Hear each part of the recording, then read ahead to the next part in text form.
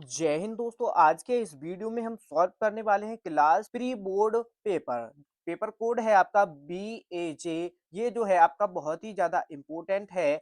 UP के सभी स्कूलों में ये आपका पेपर आ रहा है, तो इसके सभी क्वेश्चन को आपको अच्छी तरीके से तैयार कर लेना है। ये आपके स्कूल में भी यही पेपर छपने वाला है, डिक्टो यही आपका पेपर आएगा, तो इसके एक भी क्वेश्चन को छोड़ना नहीं है। और आप भी इस पेपर को करने के बाद 100 में 100 नंबर आसानी से ला सकते हैं। तो चलिए स्टार्ट करते हैं। अगर चैनल पर नए हैं तो चैनल को भी जरूर सब्सक्राइब कर लेना। ठीक, तो देखो पेपर को करने से पहले सबसे पहले इसके जो निर्देशांक दिए गए होते हैं उनको आपको जरूर पढ़ लेना है। तो यहाँ पर सभी प्रश्न करने अनिवार्य हैं और टोटल 5 प्रश्न आपके आने वाले हैं, तो इन सभी को आपको पढ़ लेना है। तो चलिए सॉल्व करते हैं। सबसे पहले हम बहु विकल्प क्वेश्चन को पढ़ करने वाले हैं, सेक्शन ए। तो यहाँ पर देखो मल्टीपल चॉइस क्वेश्चन होंगे। ठीक है, तो इसका पहला क्वेश्चन हम सॉल्व कर लेते हैं। क्वेश्चन है 42 तथा 15 का एलसीएम। ठीक, 42 15 का एलसीएम ये है, तो हमको क्या करना है, एचसीएफ निकाल लेना है। तो चलिए सॉल्व करते हैं। तो क्वेश्चन है आपका 1। तो यहाँ पर 42 और 15 का हमको एलसीएम जो दिया है वो दिया है 210। एचसीएफ हमको निकालना है। तो एचसीएफ कैसे निकालेंगे, पहली संख्या और दूसरी संख्या बटे एलसीएम। ठीक, इस तरीके से सॉल्व करना है। तो ये 42 गुणा 15 बटे 210। ठीक है, अब इसको आपको काट लेना है। इसको 5 से काट देंगे, 5 से काट जाएगा 3 बार, और 5 चौक 20 और 5 दूनी 10। ये 42 से 42 कट जाएगा, तो यहाँ पर 3 इसका आंसर हो जाएगा। तो इसमें जो इसका सही उत्तर है ऑप्शन नंबर ए इसका सही उत्तर हो जाएगा। नेक्स्ट क्वेश्चन देखो, क्वेश्चन नंबर 2 क्या है, संख्या 240 का अभाज्य गुणनखंड कीजिए। तो चलिए इसको सॉल्व कर लेते हैं। बस आपको एक एक क्वेश्चन को ध्यान से समझ लेना है। तो जब इसके फैक्टर यानी गुणनखंड करने हैं, तो गुणनखंड कैसे करते हैं, इस तरीके से आपको कर लेना है। 2 से काट दो, 2 एकम 2, 2 दूनी 4, 0। अब यहाँ से फिर से इसको 2 से काट दो, तो ये आपका कट जाएगा 6 बार 0। 2 से काट दो, ये आपका 30 बार कट जाएगा। फिर 2 से काट दो, तो ये आपका कटेगा 15 बार। ठीक, अब इसको 3 से काट दो, तो ये कटने वाला है 5 बार।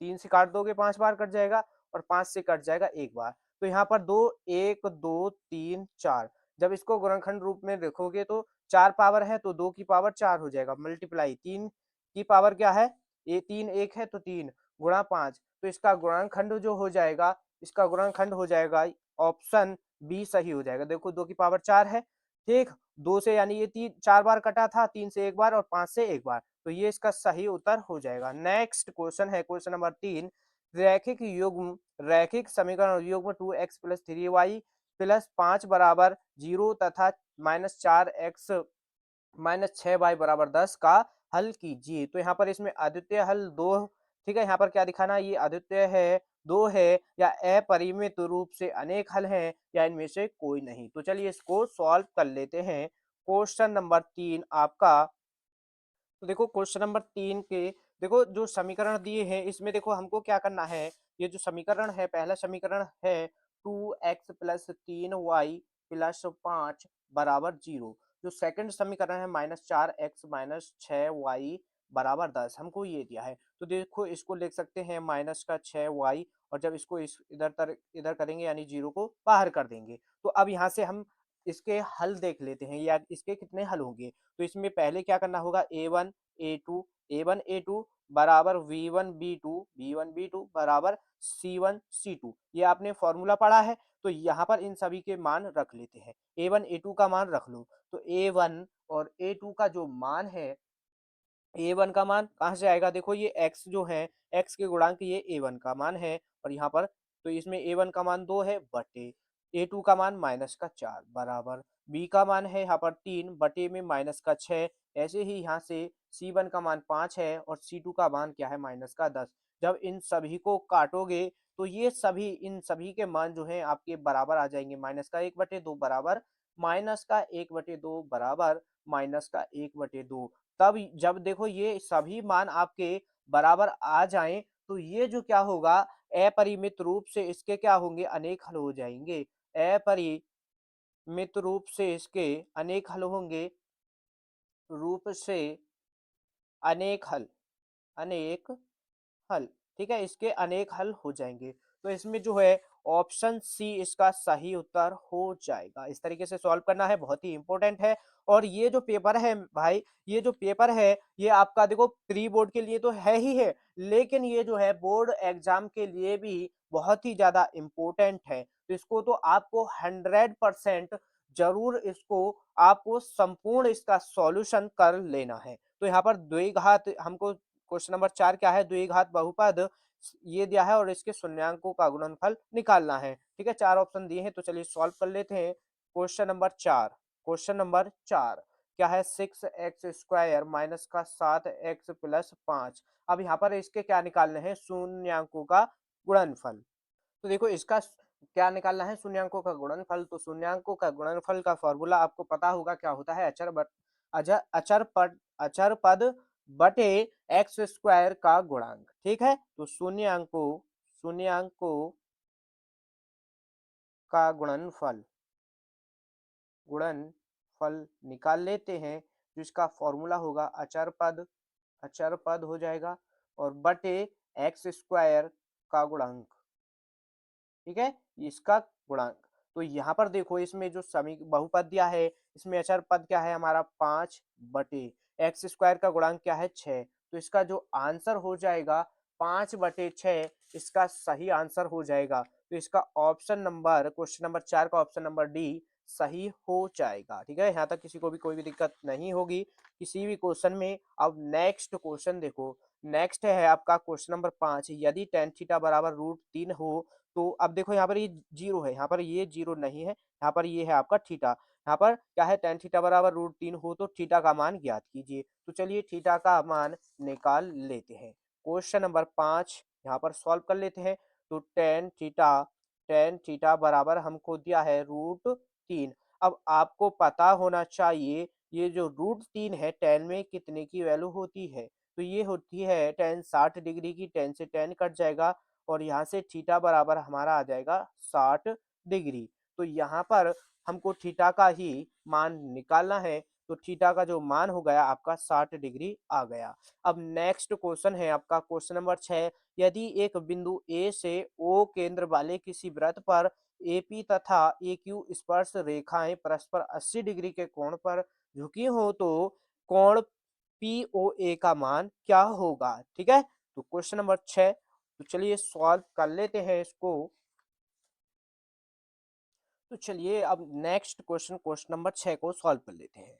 क्वेश्चन है यदि एक बिंदु ए से, क्वेश्चन देखो आप एक बार, क्वेश्चन है यदि बिंदु ए से ओ बिंदु, क्वेश्चन क्या है ये रहा, बिंदु एक ए से बिंदु केंद्र वाले किसी वृत्त पर एपी ए क्यू स्पर्श रेखा है 80 डिग्री के कोण पर झुकी है, कोण पीओए का मान निकालिए।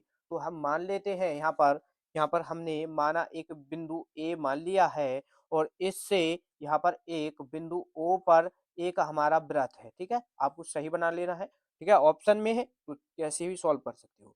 तो यहाँ पर बिंदु ओ वाला हमने एक यहाँ पर क्या बना लिया है, वृत्त है और इस पर जो है इस पर यहाँ पर देखो दो रेखाएं स्पर्श कर रही हैं, तो ये रेखा आपकी P हो जाएगी और एक रेखा आपकी यहाँ पर ये Q हो गई। अब यहाँ पर यहाँ से यहाँ तक हमको निकालना क्या है, ये जो कोण है आपका, देखो ये जो कोण है ये आपका टोटल 80 डिग्री का है, ये वाला कोण इस पर झुकी हुई है। तो यहाँ पर देखो हमको निकालना है पी ओ ए।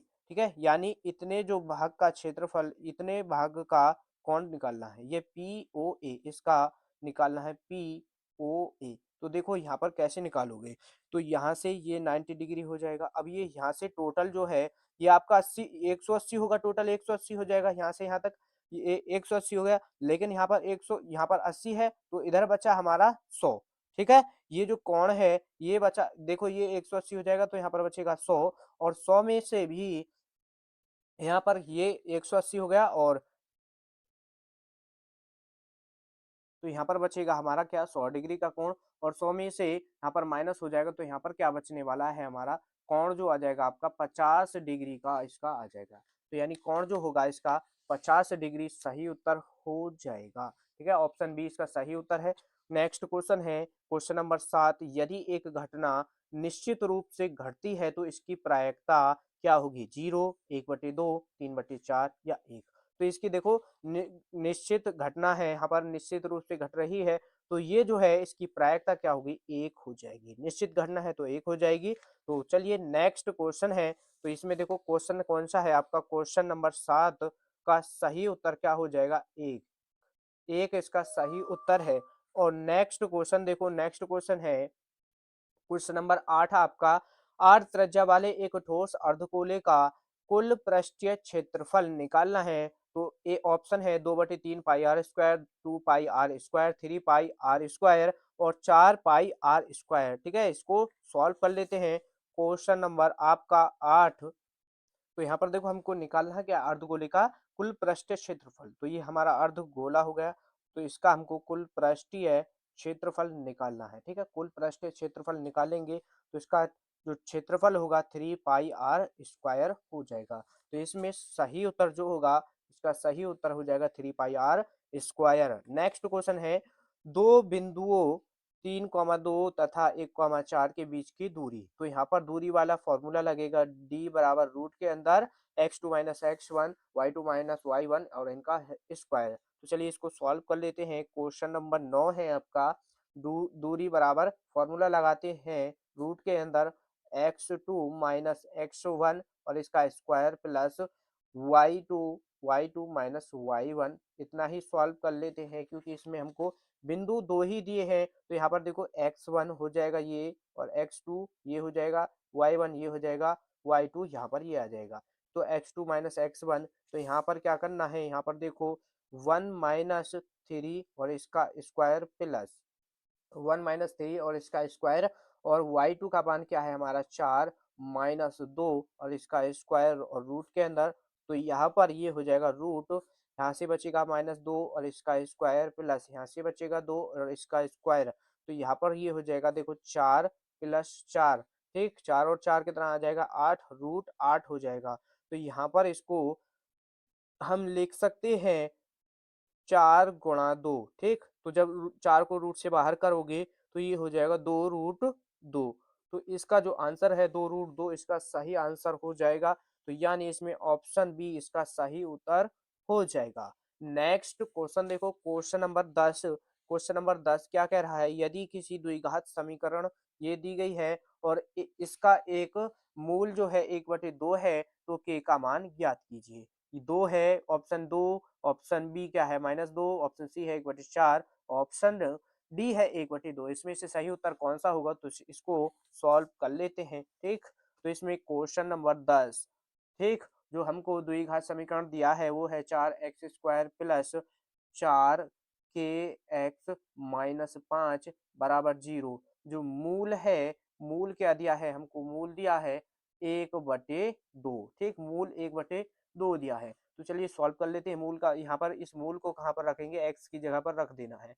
तो यहाँ पर देखो 4 है, मल्टीप्लाई 1/2 का स्क्वायर हो जाएगा प्लस 4 के, यहाँ पर क्या? 4 मल्टीप्लाई के मल्टीप्लाई x की जगह पर 1/2 माइनस का 5 बराबर 0। तो यहाँ पर देखो 4 मल्टीप्लाई इसका स्क्वायर करोगे तो 1/4 हो जाएगा प्लस 4 के, यहाँ पर देखो 4 के नहीं, इस 2 से इसको काट दो 2 बार, तो यहाँ पर बचेगा ये 2k और माइनस का 5 बराबर 0 हो जाएगा। इससे ये कट जाएगा तो यहाँ पर बचेगा 1 प्लस 2k माइनस का 5 बराबर 0। तो यहाँ से देखो इसको लिख सकते हैं 1 प्लस 2k बराबर 5। तो यहाँ से 1 को माइनस कर देंगे तो ये हो जाएगा 2k बराबर 5 माइनस का 1। तो 2k बराबर आ जाएगा 4 और 2 से ये काट दो तो k बराबर आपका आ जाएगा 2, यानी k का मान हमारा कितना आ चुका है? 2।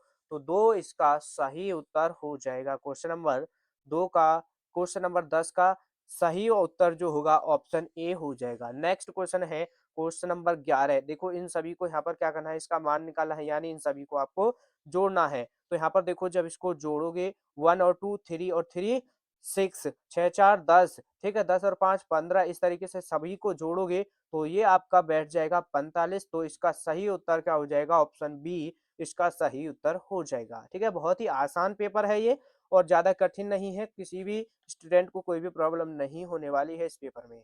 नेक्स्ट क्वेश्चन है आपका क्वेश्चन नंबर 12, साइन थीटा -1 और sec theta plus tan theta का मान ज्ञात कीजिए। तो चलिए इसको सॉल्व कर लेते हैं। तो देखो क्वेश्चन नंबर 12 जो है उसमें क्या दिया है हमको, सेक थीटा साइन थीटा, ठीक है, साइन थीटा -1 है और यहाँ पर क्या है sec theta plus tan theta, ठीक यही तो दिया है, इसका मान निकालना है। तो चलिए सॉल्व कर लेते हैं। ये आपका रहेगा साइन थीटा और यहाँ पर -1 और यहाँ पर देखो साइन थीटा -1 है तो इसको हम लिख सकते हैं सेक को 1/cos थीटा और इसको भी क्या लिख सकते हैं sine theta plus cos theta, ये लिखा जा सकता है। ये हो गया। अब यहाँ पर क्या करना है, ये आपका देखो साइन थीटा माइनस वन और यहाँ पर इसका एलसीएम ले लोगे, क्या आ जाएगा कॉस थीटा, इसका एलसीएम क्या आ गया हमारा कॉस थीटा। तो ये यहाँ पर रहेगा 1 प्लस साइन थीटा, यानी जुड़ जाएंगे, ठीक जुड़ गए। तो अब यहाँ पर देखो ये बन चुका है, यहाँ पर देखो यहाँ से इसमें से माइनस कॉमन कर लेना है, तो माइनस कॉमन कर लेंगे, ये हो जाएगा 1 माइनस का, यानी 1 प्लस का हो गया, ये जो है प्लस का साइन इधर आकर के माइनस का साइन थीटा हो जाएगा। अब यहाँ पर ये 1 प्लस साइन थीटा रहेगा, 1 प्लस साइन थीटा और यहाँ पर इसके बटे में क्या है हमारा कॉस थीटा। अब देखो आपने एक फॉर्मूला पढ़ा है कि ए स्क्वायर माइनस बी स्क्वायर बराबर क्या होता है ए प्लस बी और ए माइनस बी, ये होता है, ठीक है, या इसको आगे लिख लो, ये इसको लिख लो। तो यहाँ पर इस फॉर्मूले को यहाँ पर लगा देंगे तो ये ए प्लस बी ए माइनस बी का फॉर्मूला यानी इसका होल स्क्वायर हो जाएगा। तो माइनस आपका बाहर रहने वाला है तो ए का स्क्वायर यानी एक का स्क्वायर रहेगा, करोगे एक आ जाएगा और बी क्या है हमारा साइन थीटा, ठीक है, क्या आ जाएगा साइन थीटा। तो यहाँ पर देखो अब जब यहाँ पर बी क्या है हमारा साइन थीटा तो इसका हो जाएगा साइन स्क्वायर थीटा बटे में आपका क्या है कॉस थीटा। तो यहाँ पर देखो 1 माइनस साइन स्क्वायर थीटा क्या होता है कॉस स्क्वायर थीटा, तो ये हो जाएगा आपका कॉस स्क्वायर थीटा बटे कॉस थीटा, ये इससे कट जाएगा तो यहाँ से बचेगा हमारा माइनस का कॉस थीटा।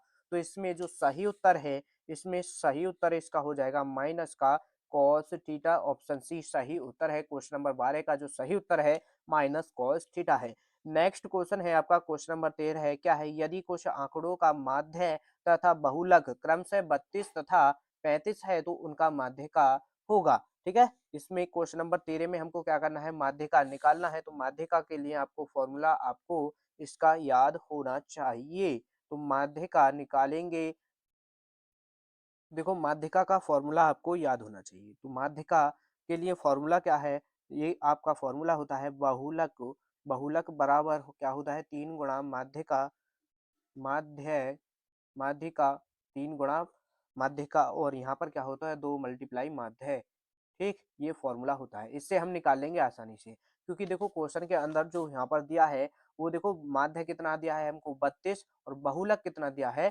35। तो बहुलक है हमारा 35 बराबर 3 गुणा माध्य का और यहाँ पर -2 गुणा 32 आ जाएगा हमारा माध्य, तो 35 गुणा और यहाँ पर कितना है 3 गुणा माध्य का 3 गुणा माध्य का और इसकी मल्टीप्लाई कर दो तो ये हो जाएगा 32 दूनी 64, कितना आ जाएगा हमारा 32 दूनी 64। तो यहाँ से हमको निकालना क्या है माध्य का, तो माध्य का जो होगी आपका, यानी ये हो जाएगा, ये जो है इधर आकर के इधर हो जाएगा, तो यहाँ पर जो है ये 35 हो जाएगा और ये जो 64 है ये इधर आएगा तो प्लस का 64 हो जाएगा, ठीक है। अब ये जो 3 मल्टीप्लाई में था इसके बटे में पहुंचा दो, इन सभी को जोड़ दो तो 6 5 11 5 4 9 और 6 3 5 4 9 और 6 3 9 99 बटे 3, 3 से इसको काट दो, कितने बार कट जाएगा 11 बार, कितने बार कट रहा है तो 11 बार इसका कट रहा है ये, तो इसका जो आंसर आ जाएगा वो 11 आ जाएगा। नेक्स्ट क्वेश्चन देखो आप, क्वेश्चन है आपका इसमें, आपका जो नेक्स्ट क्वेश्चन है क्वेश्चन नंबर 14 क्या है, यदि cos थीटा बराबर √2 हो तो cos 2 थीटा का मान ज्ञात कीजिए। तो चलिए इसको सॉल्व कर लेते हैं। क्वेश्चन नंबर आपका 14 है, क्वेश्चन नंबर 14 क्या दिया है, देखो cos थीटा जो दिया है हमको √3/2 दिया है और cos 2 थीटा का हमको मान निकालना है। तो पहले यहाँ से हम थीटा का मान निकाल लेंगे, तो ये हो जाएगा देखो cos थीटा बराबर √3/2 जो है ये कॉस में कितने की वैल्यू होती है, साइन 60 की वैल्यू होती है, लेकिन कॉस में जो है 30 की होती है। तो ये cos 30 डिग्री हो जाएगा, cos से cos कट जाएगा, थीटा बराबर क्या आ जाएगा आपका 30 डिग्री। और यहाँ से अब हम निकाल लेंगे, इसको सॉल्व कर लो, cos 2 थीटा, थीटा की वैल्यू 30 डिग्री, तो ये हो जाएगा आपका cos 60 डिग्री। cos 60 का मान जो होगा वो होता है 1/2, तो इसका सही जो उत्तर है, इसका सही उत्तर हो जाएगा 1/2। ठीक है, किसी को भी यहाँ तक किसी भी क्वेश्चन में प्रॉब्लम नहीं होगी, बहुत ही आसान है, आपको अच्छी तरीके से हम एक एक क्वेश्चन को क्लियर करा देंगे। बस आपको वीडियो को अपने दोस्तों के पास, सभी के पास जरूर शेयर कर देना है। अगर चैनल पर नए हैं तो चैनल को भी जरूर सब्सक्राइब कर लेना। नेक्स्ट क्वेश्चन है, देखो आपका नेक्स्ट क्वेश्चन क्या दिया है, क्वेश्चन नंबर 15। ठीक है, दिखाई दे रहा है आपको, क्वेश्चन नंबर 15 है, दो पार्श्वों को एक साथ उछालने पर दोनों पार्श्वों पर प्राप्त अंकों का योग 10 होने की प्रायिकता प्रायिकता होगी। ठीक, ये हमको निकालना है। तो दो पासे को एक साथ उछाले जाते हैं, तो इसको सॉल्व करना है। चलिए सॉल्व कर लेते हैं क्वेश्चन नंबर 15।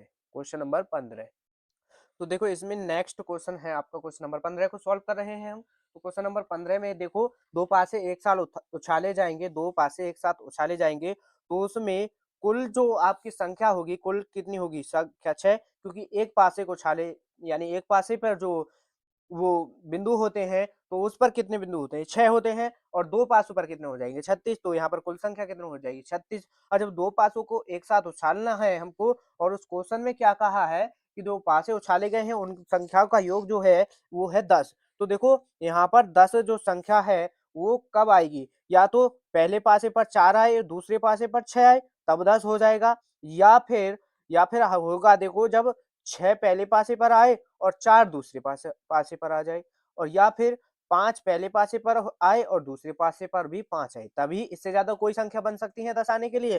तो यहाँ पर ये कितने हो जाएंगे, एक और एक एक, यानी ये कितने हो गए, 3 हमारी संख्या हो गई। तो यहाँ पर ये हो जाएगा 3/36, इसको काट दो तो ये 12 बार कट जाएगा। तो इसका जो आंसर हो जाएगा 1/12, इसकी यहाँ पर प्रायिकता हो जाएगी। तो इसमें जो इसका ऑप्शन है, इसमें ऑप्शन कौन सा सही हो जाएगा, तो इसमें देखो इसका ऑप्शन हो जाएगा 1/12, option number A. Option number A पर क्वेश्चन नंबर 15 का सही आंसर हो जाएगा।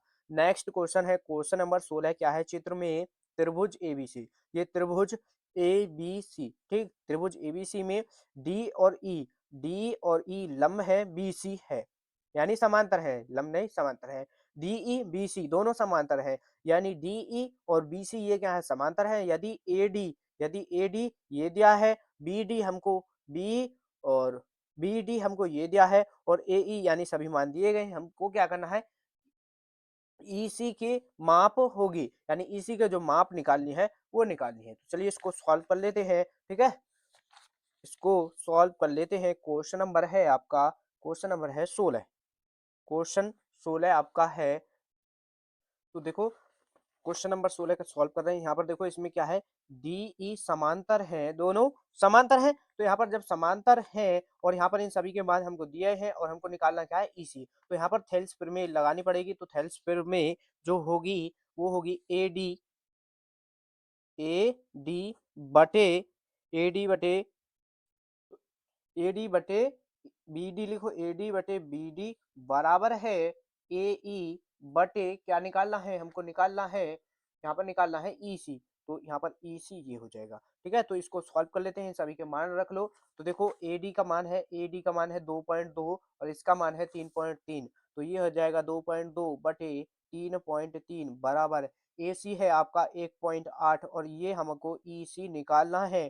तो पॉइंट से पॉइंट कट जाएगा, इसको काट दो 11 से, ठीक, 11 से काट दो, 11 दूनी 22, 11 तिया 33, ठीक, ये होगा। जब इसमें यहाँ पर देखो 2 से ये भी कट जाएगा, 2 से कितनी बार कटेगा, 0.9 बार। इसकी इधर मल्टीप्लाई कर दो, तो जब इसकी मल्टीप्लाई हो जाएगी तो ये आ जाएगा ई सी, जो होगा ई सी बराबर आ जाएगा 3 से इसमें मल्टीप्लाई कर दो, तो 3×9 = 27 होता है।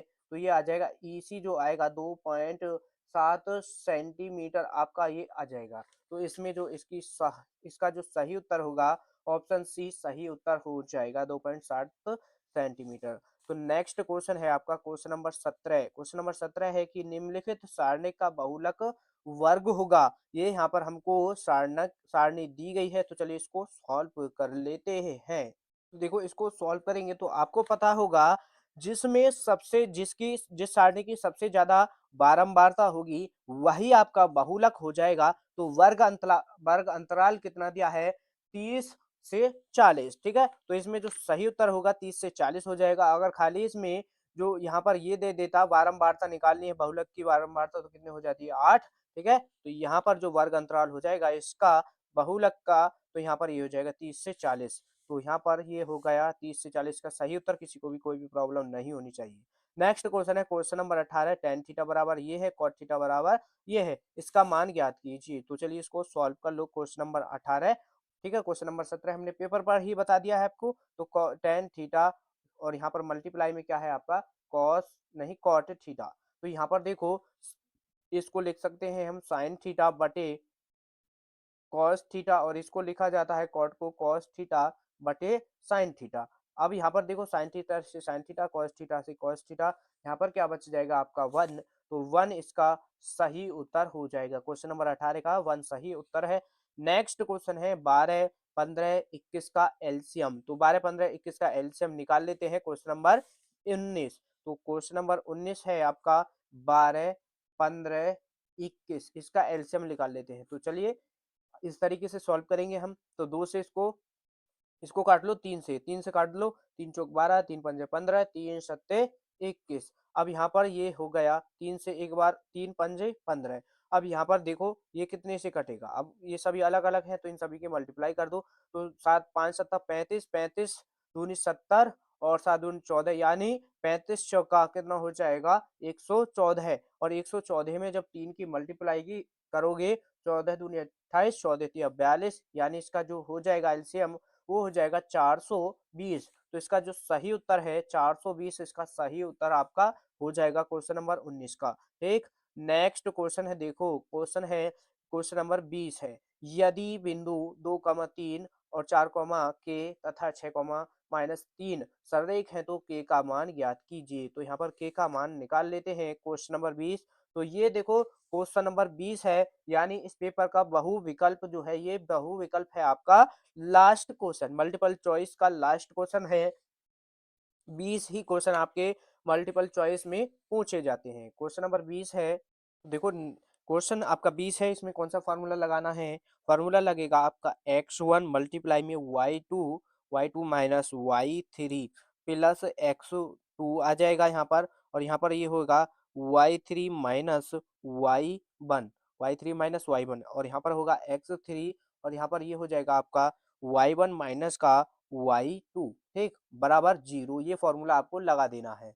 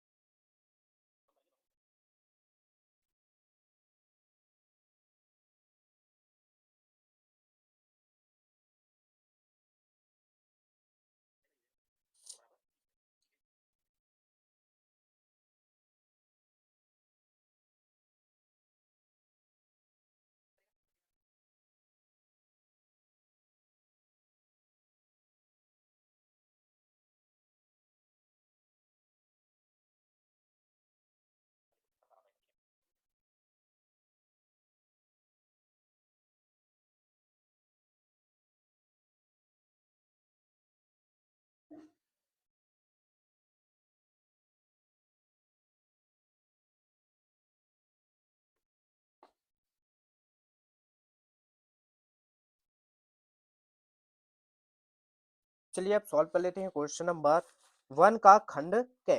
तो खंड क सॉल्व कर लेते हैं, और इसमें हमको क्या दिखाना है, अंडर रूट 3 एक अपरिमेय संख्या है। तो यहाँ पर क्वेश्चन नंबर 1 का खंड क्या है हमारा ए। तो यहाँ पर √3 अपरिमेय अपरिमेय संख्या है, अपरिमेय संख्या है, ये हमको यहाँ पर दिखाना है। तो चलिए सॉल्व कर लेते हैं। तो यहाँ से इसको हल करेंगे तो हम क्या करेंगे, इसको मान लेंगे, माना, लिखो, माना √3 एक परिमेय संख्या है, ये हमने मान लिया, परिमेय संख्या है। ठीक है, जब ये परिमेय संख्या है तो इसको p बटे q के रूप में लिखा जा सकता है। तो यहाँ पर ये हो जाएगा √3 बराबर p बटे q, ये हमने मान लिया। जब परिमेय है तो p बटे q के रूप में लिखा जा सकता है। तो यहाँ पर लिखो p व q क्या है, सहअभाज्य संख्या है। तो सहअभाज्य संख्या कौन सी होती है, जिसका गुणनखंड 1 हो। ठीक है, तो सहअभाज्य संख्या ये है।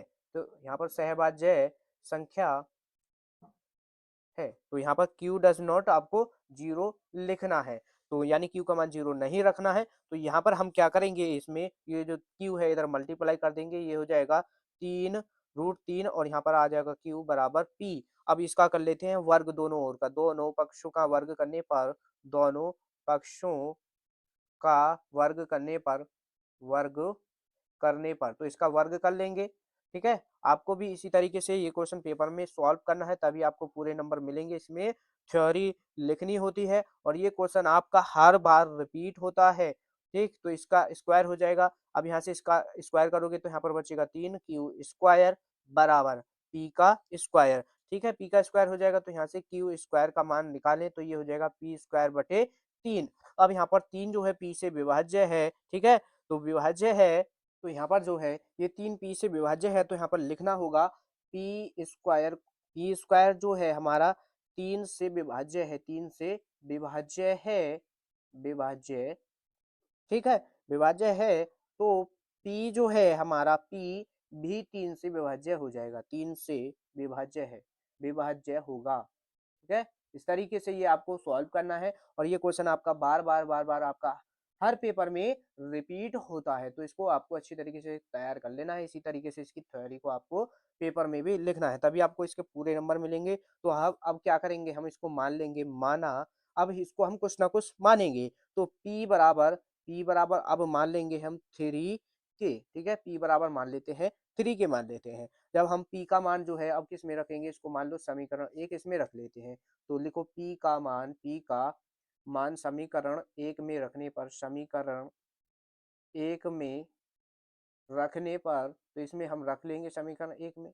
तो जब यहाँ पर हम इसको समीकरण 1 में रखेंगे, समीकरण 1 ये रही, तो p की जगह पर क्या रखना है, 3k रखना है। तो ये हो जाएगा q² बराबर 3k और इसका स्क्वायर है तो 3k का स्क्वायर बटे 3। तो यहाँ से ये हो जाएगा, देखो आपका q² बराबर 3, ये हो जाएगा यहाँ पर। तो यहाँ पर ये हो जाएगा, देखो 3 का स्क्वायर करोगे 9 और यहाँ पर k का स्क्वायर हो जाएगा बटे में 3, 3 से इसको काट दो, 3 बार कट जाएगा, 9 है यहाँ पर 3 मत समझना। तो ये आपका जो है q² बराबर क्या आ जाएगा, 3k², क्या आ गया, 3k²। तो अब यहाँ पर क्या करना है, ये जो हमारा k² है यहाँ पर इसका मान निकाल लेते हैं। तो ये देखो यहाँ पर k² का मान निकालोगे तो ये 3 इसके मल्टीप्लाई में है, बटे में पहुंच जाएगा, तो q² बटे 3 आ जाएगा। अब यहाँ पर ये जो है, जैसे अभी हमने इसको यहाँ पर लिखा है, ये जो लिखा है हमने कि p² जो है 3 से विभाज्य है, तो यहाँ पर भी q अब की बार जो है q² जो होगा वो 3 से विभाज्य होगा, 3 से विभाज्य है। ठीक है, विभाज्य है तो q भी यहाँ पर क्या है, q भी 3 से विभाज्य होगा, 3 से विभाज्य होगा। ठीक है, इस तरीके से इसको हमको सॉल्व करना है। तो अब यहाँ पर देखो, यहाँ तक सॉल्व करने के बाद इसमें आगे क्या करना है, ये q² 3 से विभाज्य है तो q 3 से विभाज्य होगा। तो अब ये जो है आपको इसको मान लेना है समीकरण 2। तो यहाँ पर समीकरण सेकंड मान लिया है। अब इसके बाद हमको क्या करना है, समीकरण समीकरण फर्स्ट व समीकरण, ध्यान से देखते रहना है आपको, समीकरण सेकंड, इसमें इसको सॉल्व करते हैं। तो इससे हमको ज्ञात है, ठीक है, जब इससे सॉल्व करेंगे तो यहाँ पर देखो क्या है कि समीकरण 1 से, तो यहाँ पर लिखो कि p और q 1, एक के अलावा, ठीक है, अलावा एक के अलावा तीन से भी विभाज्य है, विभाज्य है, तो यहाँ पर क्या हो जाएगा, तो अतः अंडर रूट 3 एक अपरिमेय संख्या हो जाएगी, ठीक है, अपरिमेय संख्या है, ठीक है, ये संख्या है। इस तरीके से हमको सॉल्व करना है फटाफट इसको। जिनको स्क्रीनशॉट करना है इसका सॉल्यूशन, तो इसका स्क्रीनशॉट कर लो। फिर अगले क्वेश्चन को सॉल्व करेंगे, इसका खंड बी, ठीक है, खंड बी को सॉल्व करने वाले हैं। तो यहाँ तक इसका स्क्रीनशॉट कर लिया होगा तो इसका फाइनल आंसर यहाँ पर ये हो जाएगा। अब नेक्स्ट जो क्वेश्चन है, देखो यहाँ पर इसका जो खंड बी है उसको देखो। खंड बी हमको क्या दिया है कि द्विघात बहुपद एक्स स्क्वायर माइनस 3 के शून्यांकों तथा गुणांकों के बीच संबंध ज्ञात कीजिए। तो चलिए इसको अब यहाँ पर सॉल्व करने वाले हैं। क्वेश्चन नंबर है आपका इसका क्वेश्चन नंबर 1 का खंड बी, खंड है बी, क्वेश्चन नंबर का खंड बी। तो देखो अब यहाँ पर इसको सॉल्व करने वाले हैं इसका बी भाग। तो यहाँ पर क्या है, हमको बहुपद दिया है, इसको मान लेते हैं बहुपद। हमने पी एक्स बराबर मान लिया है एक्स स्क्वायर माइनस 3। अब इसके हमको शून्यांक निकालने पड़ेंगे। तो इसके शून्यांक निकालोगे तो बराबर 0 रखना पड़ेगा, ठीक। तो इसको 0 रख लेते हैं, बराबर 0 रखो। तो यहाँ से जो है आपको मान मिलने वाले हैं। क्या करेंगे, अब यहाँ से इसकी वैल्यू निकालेंगे तो ये एक्स स्क्वायर बराबर 3 हो जाएगा। जब यहाँ से देखो एक्स स्क्वायर है तो हमको चाहिए एक्स का मान, तो इधर आकर के इस पर रूट हो जाएगा, और रूट यहाँ पर ये प्लस माइनस की वैल्यू आ जाएंगे। तो यहाँ पर एक्स बराबर जो आएगा एक माइनस का रूट 3 हो जाएगा, ठीक, एक्स बराबर माइनस का रूट 3। और ये आ जाएगा हमारा एक आ जाएगा एक्स बराबर क्या आ जाएगा, यहाँ से एक्स बराबर आ जाएगा प्लस का रूट 3, ठीक। ये आ गए हमारे यहाँ से। अब यहाँ से हमारे शून्यांक क्या आ गए हमारे -3। यहाँ पर इसको मान लेना है आपको अल्फा और इसको मान लेना है बीटा। तो यहाँ पर अब जो है इसके बाद ये निकाल लिए, इसको बाद हमको निकालना क्या है, शून्यांकों का योग। तो शून्यांकों का योग, ठीक है, शून्यांकों का योग निकाल लेते हैं। तो योग का जो फॉर्मूला है वो होता है क्या, माइनस अल्फा प्लस बीटा बराबर क्या होता है, माइनस अल्फा प्लस बीटा बराबर जो है वो होता है माइनस एक्स का गुणांक, गुणांक एक्स का गुणांक बटे क्या होता है, एक्स स्क्वायर का गुणांक, ठीक है, इसका गुणांक। अब यहाँ पर दोनों के मान रख लेते हैं। तो यहाँ पर देखो इसमें माइनस अल्फा, तो यहाँ पर क्या है हमारा माइनस अल्फा जो है ये हो जाएगा आपका रूट 3 माइनस का, और ये हो जाएगा प्लस का रूट 3 बराबर। अब यहाँ पर देखो x का जो गुणांक है, देखो इसको हम यहाँ पर इसको लिख सकते हैं एक्स स्क्वायर माइनस एक्स का गुणांक यहाँ पर कुछ नहीं है तो इसको 0x-3 बराबर 0 इस तरीके से लिखा जा सकता है। तो यहाँ पर देखो एक्स स्क्वायर का गुणांक क्या हो जाएगा, एक्स का गुणांक क्या है माइनस, यहाँ पर 0 है तो ये आपका 0 हो जाएगा। एक्स स्क्वायर का गुणांक क्या है 1, तो ये हो जाएगा यहाँ पर 0/1, तो 0 हो जाएगा। अब ये यहाँ पर जो है इधर देखो इससे ये कटेगा तो 0 बराबर 0 आपका ये आ गया। अब इसके बाद देखो हमको निकालना है शून्यांकों का गुणनफल। तो शून्यांकों का गुणनफल निकाल लेते हैं, शून्यांकों का गुणनफल, ठीक है, इसका निकालेंगे अब हम गुणनफल। तो गुणनफल निकाल लेते हैं, क्या करते हैं अल्फा इंटू मल्टीप्लाई बीटा, ये करते हैं अल्फा इंटू मल्टीप्लाई बीटा। तो चलिए इसका मान लिख लो, अल्फा मल्टीप्लाई इंटू बीटा बराबर क्या होता है अचर पद, क्या होता है अचर पद बटे बटे क्या होता है एक्स स्क्वायर का गुणांक, एक्स स्क्वायर का गुणांक, ठीक है, आपको ध्यान देना है।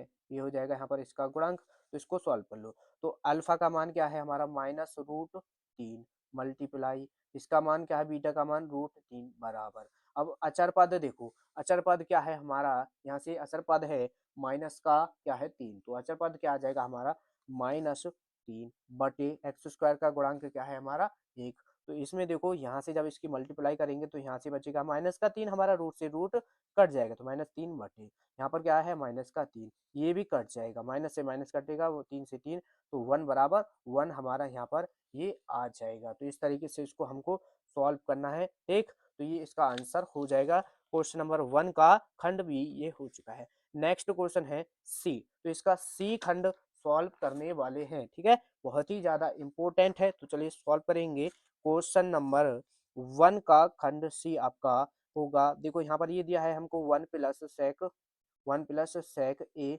बटे में सेक ए बराबर साइन स्क्वायर ए बटे में यहाँ पर क्या है 1 माइनस का कॉस ए।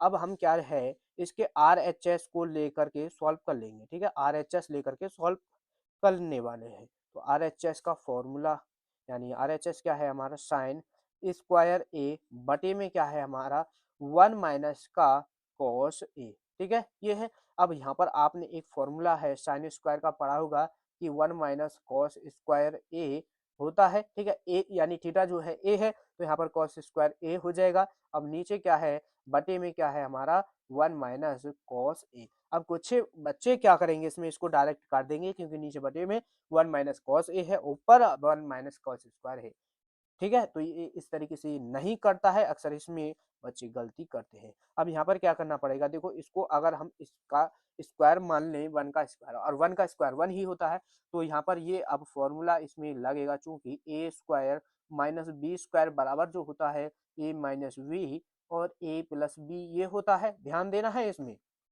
ठीक है, इस फॉर्मूले को याद रखना है।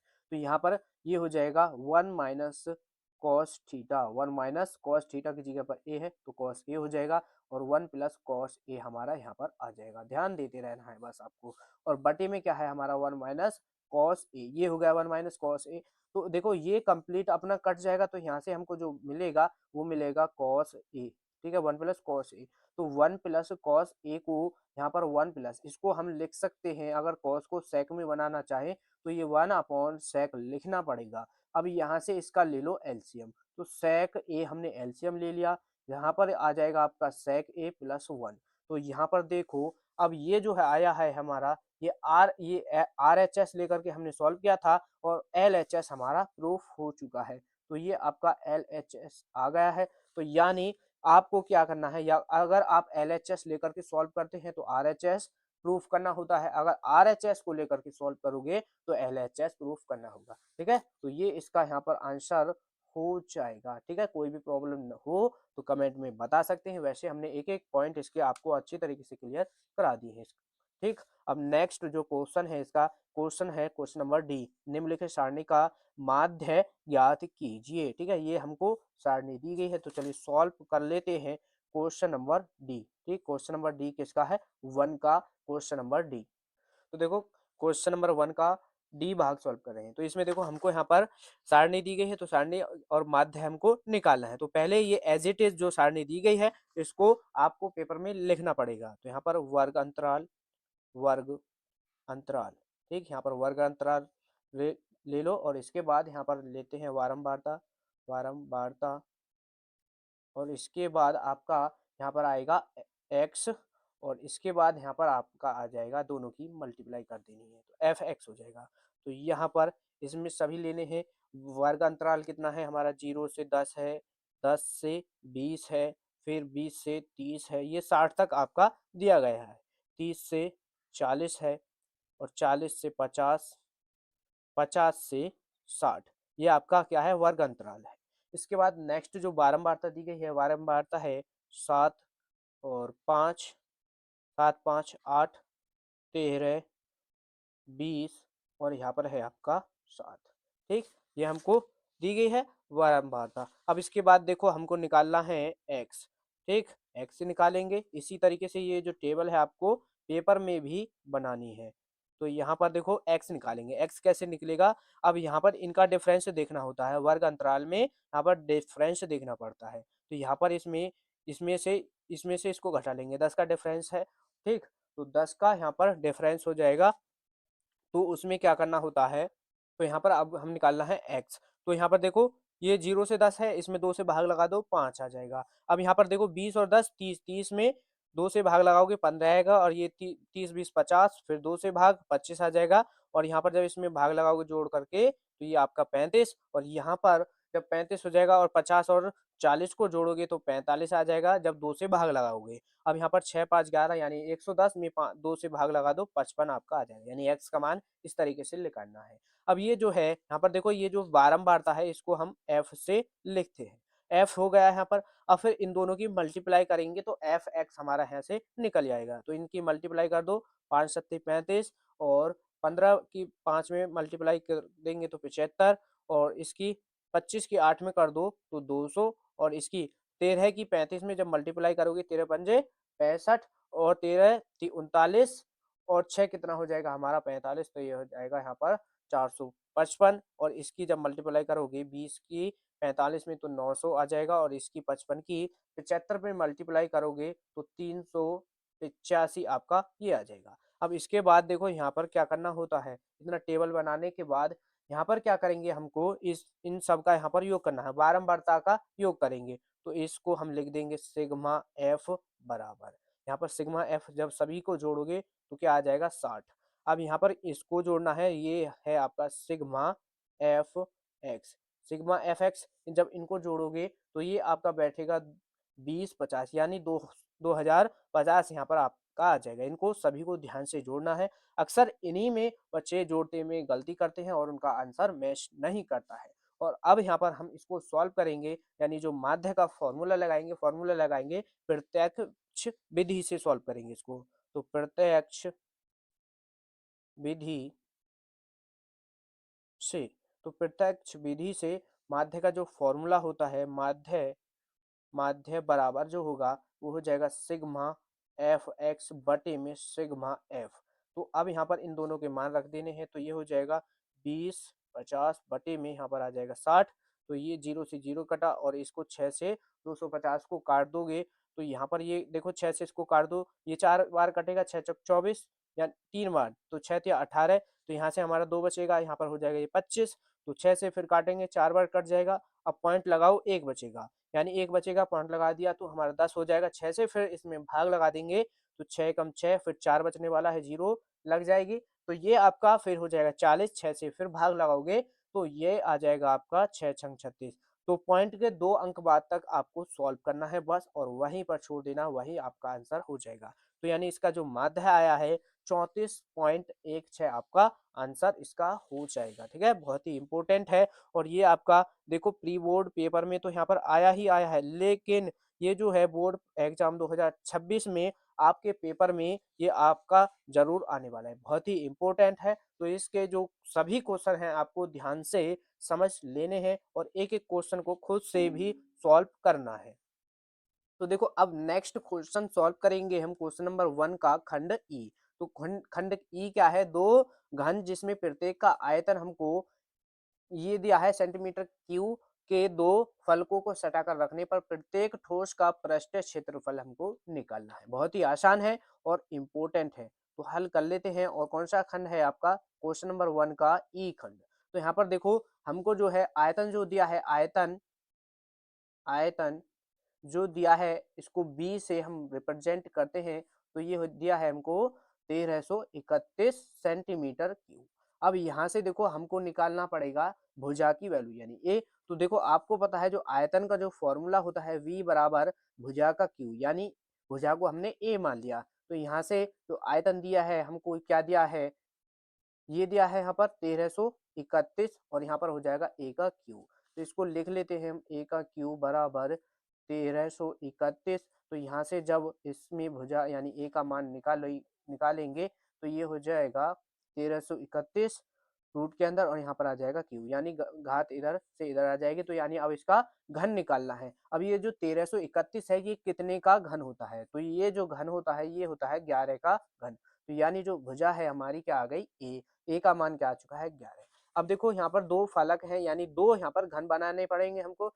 तो दो घन हम इस तरीके से बना लेते हैं, ठीक है। तो ये घन हो गए, एक घन हमारा ये बन गया और एक और घन इसी के बराबर में बना लेते हैं। और फिर इन दोनों को हमको एकदम सटा कर एक जगह रख देना है। जब इनको एक जगह रखेंगे, देखो अब यहाँ पर देखो एक इसको, ये जो दोनों आपके घन है, जब हम इनको एक तरफ, इसको देखो इस तरफ खिसकाओ और इसको इस तरफ तरफ खिसकाओगे, तो जब ये यहाँ पर आके जुड़ेंगे तो ये जो भाग है इतना, ये आपस में एक जगह दोनों भुजा एक से एक जगह जुड़ जाएंगे। तो यानी ये जो कॉमन हो जाएगी, ये दोनों जुड़ जाएंगे। तो यहाँ से अब ये बनेगा आपका एक फिर घनाभ, ठीक है। यहाँ से क्या बनने वाला है, घनाभ। ये जब ये दोनों जुड़ जाएंगे अब ये बनेगा यहाँ पर आपका घनाभ। तो यहाँ पर ये बनेगा घनाभ, ठीक है। तो अब यहाँ पर ये बन चुका है आपका घनाभ। अब यहाँ पर देखो हमको निकालना है इसका पृष्ठीय क्षेत्रफल।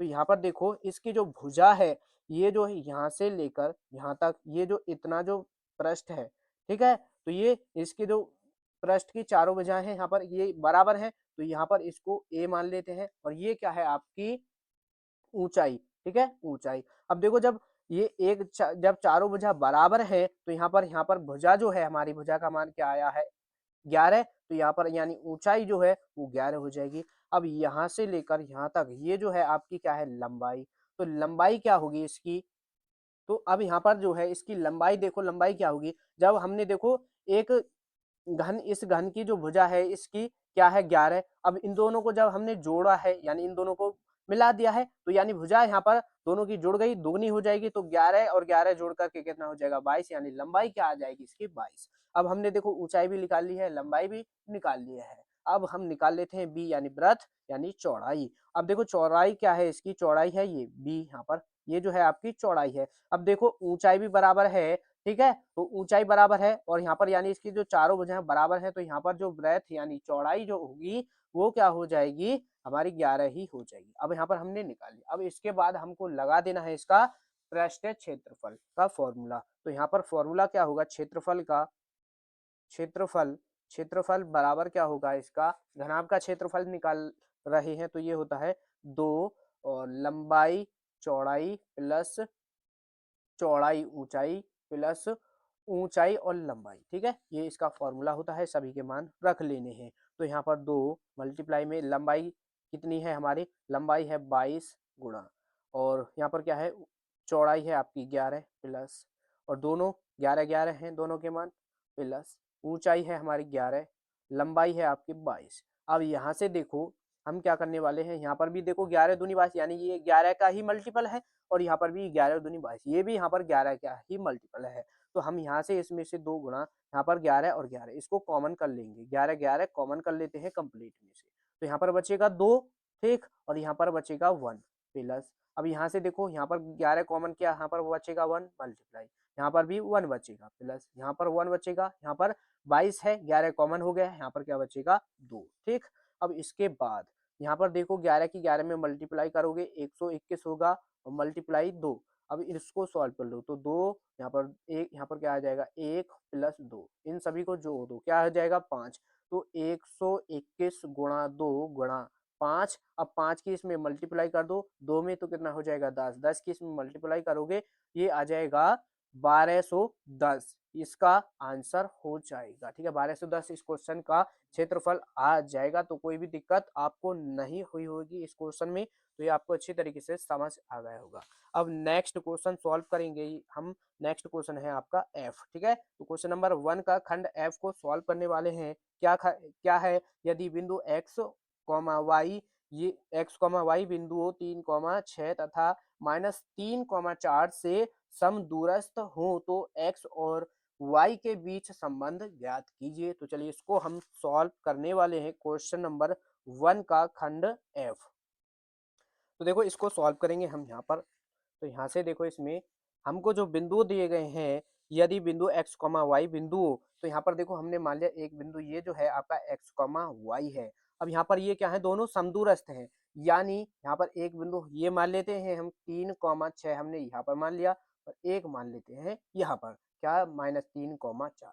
अब यहाँ से ये जो बिंदु है यहाँ से यहाँ तक और यहाँ से यहाँ तक, यानी ये जो है ये और ये दोनों क्या है समदूरस्थ है। समदूरस्थ का मतलब ये दोनों जो है बराबर है, तो यहाँ पर बराबर है तो यहाँ पर x और y के बीच संबंध ज्ञात करना है, यानी यहाँ पर हमको दूरी सूत्र से इसको सॉल्व करना है। तो दूरी सूत्र से इसको सॉल्व करेंगे, दूरी सूत्र, तो दूरी सूत्र आपको याद होगा क्या है दूरी सूत्र, डी बराबर रूट के अंदर x2 minus x2 minus x1 का square plus y2 minus y1 का स्क्वायर। अब यहाँ पर देखो हमारे पास बिंदु 3,6 है, ठीक है, दो ही बिंदु हैं। अगर यहाँ पर एक और बिंदु होता जैसे 3, कुछ भी मान लो 3,5 6 कुछ भी इस तरीके से, यानी तीन बिंदु दिए होते तो हमको यहाँ पर क्या लेना पड़ता z2 माइनस z1, ठीक, ये हो गया। अब इसके बराबर में रख दो, यहाँ पर बराबर में क्या रखना है, अब देखो ये दोनों बराबर है तो यहाँ पर अब देखो अभी जो सॉल्व किया है हमने यहाँ इस बिंदु को और इस बिंदु के लिए यहाँ पर ये फॉर्मूला लिख लिया। अब यहाँ से ये जो बिंदु है और ये जो बिंदु है इसके लिए भी तो सॉल्व करेंगे, तो इसके लिए भी सेम एज इट इज यही फॉर्मूला हो जाएगा x2 माइनस x1 का square plus y2 minus y1 का स्क्वायर। ठीक, ये हो गया। अब देखो इसमें जब ये दोनों बराबर हैं तो इससे ये रूट दोनों कट जाएंगे, यानी रूट से रूट कटेगा, यहाँ पर हमारे पास बचेगा x2 माइनस x1 का स्क्वायर बचने वाला है, और यहाँ से बचेगा y2 माइनस y1 और इसका स्क्वायर यहाँ पर स्क्वायर होगा बराबर। अब यहाँ पर इधर से बचेगा x2 माइनस x1 का square plus y2 minus y1 का स्क्वायर। ठीक है, ये आपको अब दिखाई दे रहा होगा यहाँ पर। ठीक, अब इसके बाद यहाँ पर जो बिंदु दिए हैं इन सभी के मान रख लो। तो एक बार क्या करते हैं हम इसमें, इसमें देखो x1 यहाँ पर इसको मान लो और यहाँ पर इसको मान लो x, यहाँ पर ये हो जाएगा x1 और ये होगा यहाँ पर y1। अब इसको x2 मानना है और इसको y2 मान लेना है। यहाँ पर भी इसको देखो आपको x1 मानना है, इसको x2 मानना है। जब हम इन दोनों को सॉल्व करेंगे और इसको अलग सॉल्व करेंगे तो यहाँ पर x2 का मान देखो, x2 का मान लेना है x, x2 का मान x आ जाएगा माइनस x1 का मान आ जाएगा 3, तो ये इसका स्क्वायर हो जाएगा प्लस। अब y2 है, ठीक है, y2 का मान यहाँ पर 6 है माइनस। अब देखो y2 क्या है हमारा यहाँ पर y 6 नहीं y है, तो y माइनस y1 का मान यहाँ से आ जाएगा 6, तो y माइनस 6 का स्क्वायर हो जाएगा बराबर x2। अब देखो x2 यहाँ पर क्या है हमारा x माइनस, अब यहाँ पर क्या है x1, तो यहाँ से जब x1 इन दोनों को सॉल्व करेंगे, अब यहाँ से x1 क्या आ जाएगा माइनस का 3, यहाँ पर पहले से हमारा माइनस है और ये माइनस का 3, तो माइनस माइनस प्लस का 3 और इसका होल स्क्वायर प्लस। अब y2 क्या है हमारा यहाँ से y माइनस y1 है यहाँ पर 4, ठीक है, ये हो जाएगा 4 इसका होल स्क्वायर। अब इसको सॉल्व कर लेते हैं, इन सभी के होल स्क्वायर हम खोलने वाले हैं। तो यहाँ से देखो इसका ये a माइनस बी का होल स्क्वायर खोलेगा, तो यहाँ पर ये होगा a का स्क्वायर यानी एक्स का स्क्वायर प्लस फिर b का स्क्वायर यानी 3 का स्क्वायर करोगे 9, फिर 2ab, तो यहाँ पर ये हो जाएगा माइनस का 2ab, 6 के 2 मल्टीप्लाई 6x हो जाएगा और प्लस। अब यहाँ पर इसका होल स्क्वायर खोल लो, तो ये जो होगा ये हो जाएगा वाई स्क्वायर माइनस 6 का स्क्वायर यहाँ पर प्लस 6 का स्क्वायर 36 और माइनस का 6 दूनी 12x, ये होगा। अब यहाँ पर बराबर इधर जो है इधर एज इट इज, फिर इसका भी होल स्क्वायर खोलेंगे तो एक्स स्क्वायर हो जाएगा, यहाँ पर हो जाएगा आपका 9 और यहाँ पर प्लस का 6, यहाँ पर 6x हो जाएगा। अब यहाँ पर इसका होल स्क्वायर खोल लो, तो प्लस का वाई स्क्वायर प्लस 4 का स्क्वायर करोगे 16 और 4 दूनी 8, तो ये हो जाएगा हमारा 8y। अब यहाँ पर सभी को होल स्क्वायर खोल लिए हैं। अब देखो इसके बाद हमको यहाँ से जो वैल्यू कट रही है उनको काट देना है। अगर देखो ये जो है दोनों प्लस की वैल्यू है काट देना है। अगर आपको इस तरीके से भी ये समझ नहीं आ रहा है तो यहाँ पर देखो आपको क्या करना है, एक्स स्क्वायर प्लस 9 माइनस का 6x plus Y square plus 36 minus 12x, ये एज इट इज आपको कंप्लीट लिख लेना है। ये जो बराबर है इसको बाहर निकाल देना है, यानी जो यहाँ पर इधर की जो वैल्यू प्लस की है वो माइनस की हो जाएंगी और जो माइनस की है वो फिर आपकी प्लस की हो जाएंगी। तो ये हो जाएगा माइनस का एक्स स्क्वायर माइनस का 9 माइनस का 6x और ये हो जाएगा माइनस का वाई स्क्वायर और ये हो जाएगा माइनस का 16। अब ये जो है 8y ये माइनस का है तो यहाँ पर ये प्लस का 8y हो जाएगा बराबर 0। अब इसके बाद जो वैल्यू कट रही है उनको काट देते हैं, तो ये देखो यहाँ पर क्या है हमारा, ये है आपका देखो माइनस का और इधर है आपका प्लस का, कट जाएंगे। तो ये वाई स्क्वायर आपका प्लस का है, ये माइनस का कट गए, जो बचा है उसको लिख लेते हैं।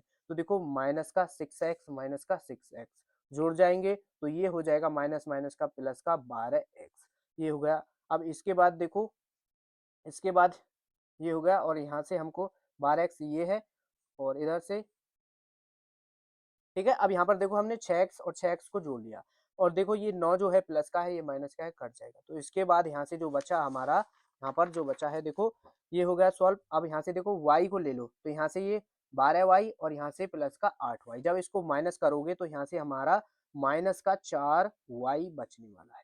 अब इसमें से 4y बच गया। अब यहाँ पर ये जो है हमारा प्लस का 36 है और माइनस का 16 है, जब इसको माइनस करोगे तो प्लस का कितना बचेगा हमारे पास 20 बराबर 0, ये हो गया। यहाँ तक किसी को कोई भी दिक्कत परेशानी नहीं होगी। अब यहाँ पर क्या करेंगे, इसमें हम कंप्लीट में से देखो, या तो अभी इसको इस तरीके से लिख लो, यहाँ पर इस कंप्लीट में से हम क्या करने वाले हैं, 4 इसमें से 5 कॉमन कर लो।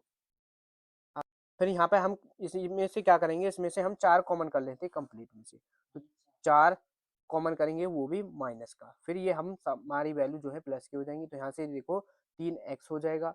अब ये प्लस का हो जाएगा यहाँ पर y। अब ये यहाँ से जब हमने माइनस कॉमन किया है तो प्लस माइनस का 5 आ जाएगा बराबर 0। ये -4 है, 0 की तरफ भेजेंगे तो यहाँ पर ये 0 हो जाएगा। जो यहाँ से बचेगा 3x प्लस y माइनस 5 बराबर 0। तो यहाँ पर इसको लिख देंगे हम 3x प्लस वाई। जब ये बराबर इधर जाएगा तो यहाँ पर आ जाएगा बराबर 5। तो ये इस क्वेश्चन का यहाँ पर फाइनल आंसर हो जाएगा। इस तरीके से हमको ये सॉल्व करना है। ठीक है, तो ये आपको अच्छी तरीके से समझ आ गया होगा। इसका स्क्रीनशॉट करना है तो स्क्रीनशॉट कर लो। फिर नेक्स्ट क्वेश्चन देखो, क्वेश्चन नंबर 1 आपका कंप्लीट हो चुका है। अब फिर नेक्स्ट क्वेश्चन है आपका क्वेश्चन नंबर 2। तो क्वेश्चन नंबर 2 में क्या है कि नहीं 5 खंडों को हल करना है, यानी इसमें 6 क्वेश्चन दिए गए होंगे, उसमें से हमको क्या करना है, उसमें से 5 को सॉल्व करना है। तो अब सॉल्व करेंगे हम क्वेश्चन नंबर 2 का खंड ए। ठीक है, तो क्वेश्चन नंबर 2 का खंड ए। तो ऐसे क्रमागत विषम धनात्मक पूर्णांक ज्ञात कीजिए जिसके वर्गों का योग 290 हो। तो यहाँ पर कैसे सॉल्व करेंगे, ध्यान देना है आपको। तो क्या लिखना है, माना माना पहला क्रमागत माना पहला क्रमागत विषम धनात्मक पूर्णांक धना धनात्मक पूर्णांक हमने मान लिया x। ठीक है, अब फिर क्या करेंगे हम, दूसरा क्रमागत विषम धनात्मक पूर्णांक क्या मान लेंगे हम, x प्लस 2 हमारा आ जाएगा। अब इसके बाद क्वेश्चन में आगे कहा है कि जिनके वर्गों का योग 290 है, तो यानी इन दोनों का वर्ग करना पड़ेगा। तो यहाँ पर लिखो प्रश्नानुसार क्या है हमारा, दोनों का क्या करना है, वर्ग। तो यानी x प्लस 2 और इसका होल स्क्वायर बराबर कितना है हमारा 290। अब इसमें देखो x स्क्वायर प्लस इसका होल स्क्वायर खोल दो, तो इसका होल स्क्वायर क्या हो जाएगा, x स्क्वायर प्लस 4 प्लस यहाँ पर क्या हो जाएगा 4x बराबर 290। तो यहाँ पर ये जुड़ जाएंगे x स्क्वायर क्या हो जाएगा 2x स्क्वायर और 4x यहाँ पर ले लो। अब यहाँ पर ये जो प्लस का 4 है, प्लस का जो 4 है इसको बाहर माइनस कर दो, तो ये हो जाएगा यहाँ पर बराबर 290 माइनस 4। तो ये हो जाएगा 2x स्क्वायर यहाँ पर प्लस का 4x और यहाँ पर बराबर इसमें से 4 माइनस कर दो तो 286 आपका बचने वाला है। अब यहाँ पर इसमें से 2 कॉमन करो और 0 कर देंगे इसको। तो 2 कॉमन क्या, इसमें से 2 से हम भाग लगा देंगे। तो 2 से जब भाग लगाएंगे तो यहाँ पर हमारा x स्क्वायर बचेगा, यहाँ पर ये बचेगा 2x बराबर, यहाँ से जब 2 का भाग लग जाएगा 2 एकम 2 2 6 8 और 2 तिया 6। तो ये हमारा अब यहाँ पर एक समीकरण बन चुका है। अब यहाँ पर क्या करना है, इसमें से यहाँ पर इसके क्या करने पड़ेंगे हमको, गुणनखंड कर लेते हैं। तो देखो x स्क्वायर प्लस, अब यहाँ पर देखो क्या है, ये जो है इसमें इन दोनों को जोड़ करके तो यहाँ पर क्या आना चाहिए 2x आना चाहिए। ऐसे गुणनखंड करने हैं इसके कि जोड़ कर, इसको अभी गुणनखंड नहीं, इसको इस तरीके से लिखो कि 2x प्लस 100, यहाँ पर ये जो बराबर इधर जाएगा तो ये माइनस का हो जाएगा और बराबर 0। अब यहाँ पर इसके गुणनखंड कर लेते हैं, तो x स्क्वायर प्लस, अब यहाँ पर जब गुणनखंड करोगे तो यानी जोड़ करके तो क्या आना चाहिए आपका 2x, यानी 2 आना चाहिए और मल्टीप्लाई करने पर 143। तो यहाँ पर इसके केवल एक ही गुणनखंड ऐसे हैं, यहाँ पर 13x हो जाएगा और माइनस का 11x और माइनस का 143 बराबर 0। यहाँ पर जब आप 13 की मल्टीप्लाई 11 में करोगे तो 143 मिलेगा और 13 में से 11 को माइनस करोगे तो हमारा प्लस का 2x हमको मिल जाएगा। तो यहाँ से हमने क्या किया, अब इसमें से x कॉमन कर लेंगे तो x प्लस यहाँ से 13 हमको मिल जाएगा। अब यहाँ से माइनस का 11 कॉमन कर लेते हैं तो यहाँ पर x बचेगा और माइनस कॉमन हो गया तो माइनस माइनस प्लस और यहाँ पर आ जाएगा 13 बराबर 0। तो यहाँ से फैक्टर जो मिलेंगे हमको x माइनस 11 मिलेगा और x प्लस 13 हमको मिल जाएगा तो बराबर 0। अब यहाँ पर इनके मान निकाल लेते हैं x के, तो x माइनस 11 को जब 0 के बराबर रखोगे तो x बराबर हमको 11 मिल जाएगा, x बराबर 11। अब यहाँ पर देखो x प्लस 13 को जब 0 के बराबर रखोगे तो x का जो मान मिलेगा हमको माइनस का 13 मिल जाएगा। अब यहाँ पर देखो हमको क्या करना है, ये माइनस का जो है, अब यहाँ पर देखो इसमें हमारे मान आए हैं, एक तो आया है प्लस का 11 और एक आया है माइनस का 13। तो अब यहाँ पर कुछ बच्चे क्या करेंगे, इस -13 को भी लेकर के सॉल्व कर देंगे। इसको कभी भी सॉल्व नहीं करना है क्योंकि क्वेश्चन को आपको ध्यान से पढ़ना है। क्वेश्चन में क्या कहा है कि विषम धनात्मक पूर्णांक लेने हैं। यानी विषम धनात्मक पूर्णांक का मतलब है प्लस की वैल्यू लेनी है, माइनस की वैल्यू नहीं लेनी है, तो इसको छोड़ देना है। तो x जो है हमारा यहाँ पर देखो हमने इसको माना है x क्या आ गया हमारा 11। अब यहाँ पर x प्लस x का मान यहाँ पर रख दो तो 2, तो ये हो जाएगा आपका 13। यानी जो हमारे जो पूर्णांक आएंगे वो 11 और 13 आपके आ जाएंगे। तो ये इसका आंसर हो जाएगा। तो इसका ये आंसर है। अब नेक्स्ट क्वेश्चन है आपका इसमें क्वेश्चन नंबर बी, इसका खंड बी हो जाएगा। तो इसको क्वेश्चन क्या है, दो अंकों की एक संख्या के अंकों का योग 9 है और इस संख्या का 9 गुना संख्या के अंकों को पलटने से बनी संख्या 2 गुना है, तो वह संख्या ज्ञात कीजिए। तो चलिए इसको सॉल्व कर लेते हैं। तो नेक्स्ट खंड है बी। तो खंड बी देखो, क्वेश्चन नंबर 2 का खंड बी। यहाँ पर देखो इसमें हमको कहा है कि दो अंकों की संख्या एक के अंकों का योग, ठीक है, अंकों की एक संख्या के अंकों का योग क्या है हमारा 9। तो यहाँ पर क्या करेंगे हम इसमें, तो यहाँ पर लिखना है आपको, देखो माना ढाई ढाई का अंक, माना ढाई का ढाई का अंक बराबर हमने मान लिया x, और अब यहाँ पर इकाई का अंक मान लेते हैं क्या, y। y इकाई का अंक, तो यहाँ पर देखो आपको ढाई का अंक y मानना है और इकाई का अंक जो है आपका वो इसको मानना है, आपको इकाई का अंक मान लेना है x। तो इकाई का अंक आपका आ जाएगा x। अब यहाँ से आगे कहा है दो अंकों की संख्या, ठीक है, दो अंकों की संख्या का क्या होगी हमारी 10x प्लस y। ये क्या है हमारी दो अंकों की संख्या। तो दो अंकों की संख्या, ठीक है, दो अंकों की जो संख्या है हमारी क्या है 10x प्लस वाई। अब यहाँ पर क्वेश्चन में क्या कहा है आगे, प्रश्नानुसार, ठीक है। तो यहाँ पर देखो क्वेश्चन में क्या कहा है कि इस संख्या का 9 गुना है, 9 गुना x प्लस, यानी इन दोनों को जो जोड़ना पड़ेगा दोनों का योग है, तो यहाँ पर ये हो जाएगा x प्लस वाई बराबर 9। यानी इसको मान लेना है आपको समीकरण 1। अब आगे क्या कहा है इसमें कि इस संख्या का 9 गुना संख्या के अंकों को पलटने से बनी संख्या का 2 गुना है। तो यहाँ पर इसका मतलब है कि जो ढाई की संख्या है 10x प्लस वाई, ये जो है इसका ये 9 गुना है। जब हम इसके अंकों को पलट देते हैं तो यानी ये 10y प्लस एक्स आपका हो जाएगा। तो तब ये क्या है आपका 2 गुना। अब इसको सॉल्व कर लो, तो यहाँ पर 9 की अंदर मल्टीप्लाई, तो ये 90 एक्स हो जाएगा और यहाँ पर ये रहेगा 9y बराबर, ये हो जाएगा 10 दूनी 20y और यहाँ पर ये हो जाएगा 2x। अब इसको माइनस कर लो, तो यानी 2x यहाँ से जब इधर आएगा माइनस का हो जाएगा, तो यहाँ पर 90 में से 2x गया, तो ये आपका बचेगा 88x। ठीक, अब यहाँ से देखो माइनस का 9y है, जब ये यहाँ पर प्लस का 9y है इधर आएगा तो माइनस का 20y होगा। जब इसको माइनस करेंगे तो माइनस का हमारा बचेगा 11y। ठीक, 11y आ गया। अब यहाँ से देखो 11y हमारा ये आ चुका है, तो इसको हम लिख सकते हैं 8x माइनस 11y बराबर 0। इसको मान लेना है आपको समीकरण सेकेंड। अब क्या करेंगे, इसको हमको सॉल्व करना है। तो यहाँ पर देखो ये आपका क्या है 88।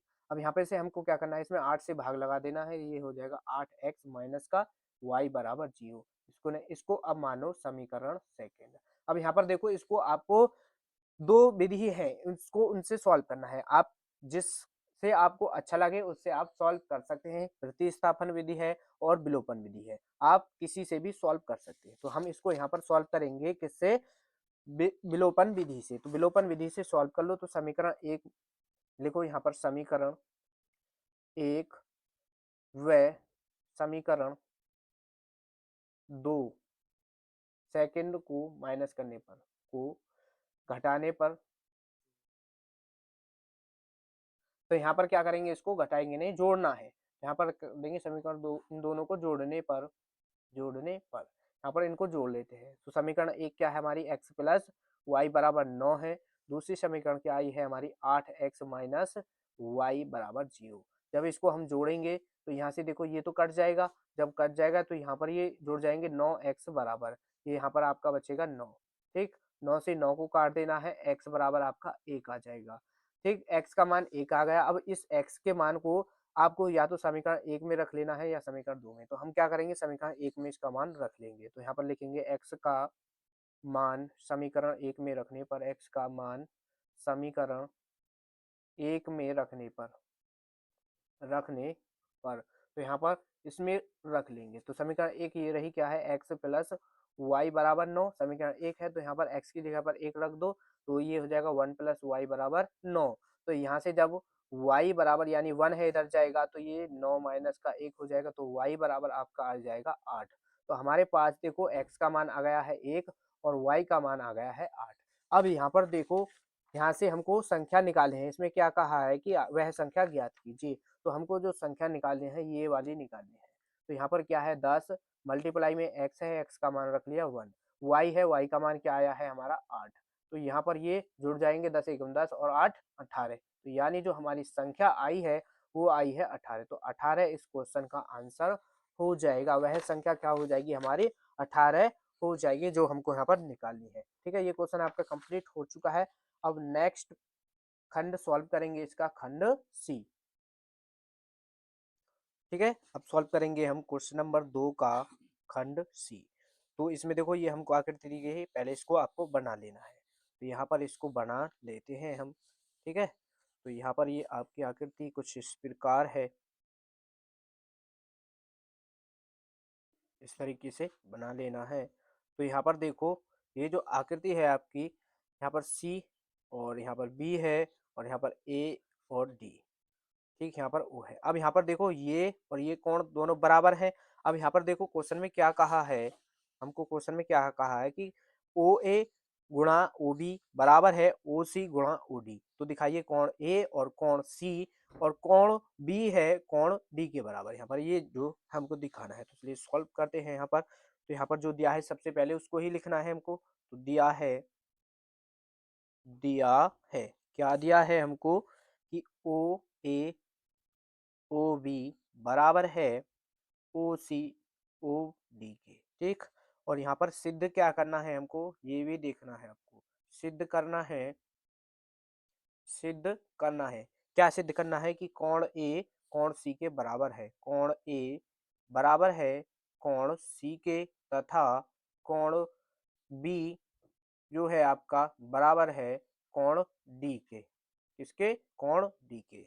तो यहाँ पर त्रिभुज अब ले लेंगे, पहले हम त्रिभुज ए ओ डी और त्रिभुज सी ओ बी, ये क्या है, बराबर है। तो यहाँ पर लिखो त्रिभुज ए ओ डी और त्रिभुज सी ओ बी। ठीक है, ये हमने त्रिभुज ले लिए हैं।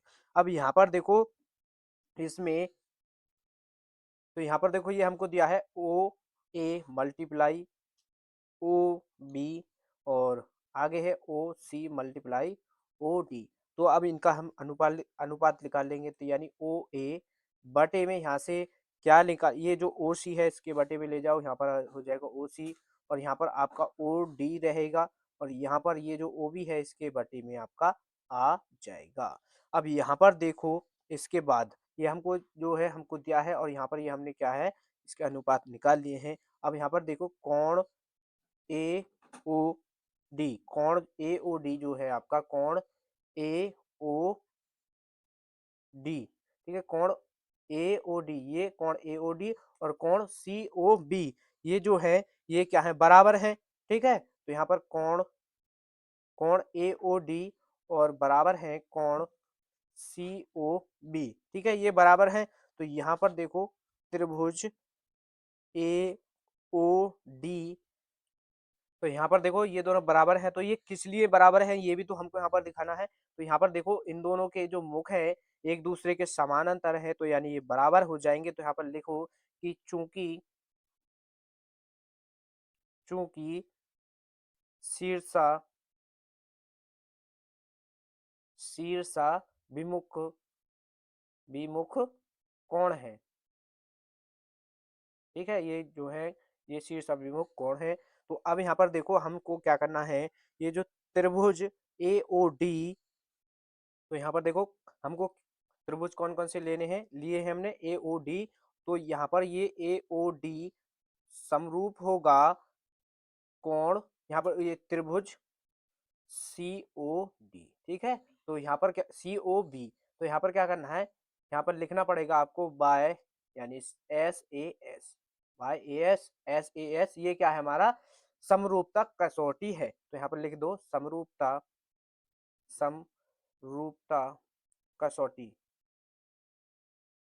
कसौटी द्वारा, ठीक है, समरूपता कसौटी द्वारा। अब यहाँ पर देखो इसमें हम सॉल्व करेंगे आगे इसको CPST नियम से, नियम द्वारा, ठीक है। CPST नियम से, CPST नियम क्या कहता है कि ये जो कोण है, कोण ए, यहाँ पर ये कोण ए सी के बराबर होगा, ठीक है, और कोण डी कोण बी के बराबर होगा, क्योंकि हमको ये ही दोनों सॉल्व करने हैं, ठीक। तो यहाँ पर लिख दोगे, क्या लिखोगे कि कोण ए बराबर है कोण सी के, तथा कोण सी, यहाँ पर क्या है कोण, कौन सा लेना है, कोण डी, कोण डी बराबर है कोण बी के, ठीक है। तो यही हमको इसमें प्रूफ करना है, ठीक है, यही तो हमको दिखाना था। देखो ये क्वेश्चन कि कोण ए कोण सी के बराबर है और कोण बी कोण डी के बराबर है, यही हमको इसमें सिद्ध करना है। तो ये आपका सॉल्व हो चुका है। अब नेक्स्ट खंड सॉल्व करेंगे इसका। तो देखो अब सॉल्व करेंगे हम खंड इसका, देखो इसको नहीं करना है आपको, इसको छोड़ देना है। क्वेश्चन में क्या कहा है कि किसी 5 खंडों को हल कीजिए, तो हम 5 खंड करेंगे, यानी इस डी वाले खंड को छोड़ दे रहे हैं। तो हम सॉल्व करने वाले हैं खंड ई। क्वेश्चन नंबर 2 का खंड ई क्या है, देखो एक थैला है और एक थैले में 3 नीली, 2 सफेद, 4 लाल गेंदें हैं, और यदि इस थैला में से एक गेंद यादृच्छिक निकाली जाती है, तो इसकी प्रायिकता ज्ञात कीजिए कि वह गेंद सफेद है, नीली है, नीला है और लाल है, ठीक है। तीन ही को इसमें एक ही क्वेश्चन में 3 क्वेश्चन बना दिए हैं। सबसे पहले जो दिया है उसको लिख लेते हैं, दिया है, ठीक है। क्या दिया है, नीली गेंद, नीली गेंद, तो नीली जो गेंदें हैं वो है 3, सफेद गेंद जो है आपकी, वो सफेद जो गेंदें हैं वो है आपकी 2, और लाल गेंद जो है उनको लिखना है, लाल गेंदें जो हैं वो है आपकी 4, ठीक। टोटल सभी गेंदें लिख लेनी है। तो इसके हम फर्स्ट भाग को सॉल्व कर लेते हैं। जब गेंद जो है आपकी सफेद है, जब निकाली है तो ये क्या है, सफेद है। तो यहाँ पर देखो आपको जो फॉर्मूला याद होगा प्रायिकता का, PE, प्रायिकता ई क्या है हमारी घटना है, तो यहाँ पर क्या लिखना है, अनुकूल,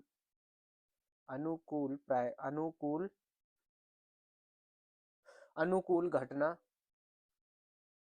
बटे, तो यहाँ पर अनुकूल घटना बटे कुल घटना, कुल घटना।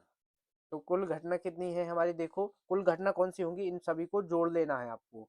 तो जोड़ोगे कितना हो जाएगा, 4 और 2 6 और 3 9, यानी कुल जो घटना है आपकी 9 हो जाएंगी। तो कुल घटना हो गई 9। और यहाँ पर अनुकूल घटना कौन सी होंगी, जौन सी गेंद निकालनी है। अब यहाँ पर देखो क्वेश्चन नंबर इसका फर्स्ट भाग है क्या है, सफेद गेंद के लिए निकालना है। तो सफेद गेंद कितनी है हमारी, 2।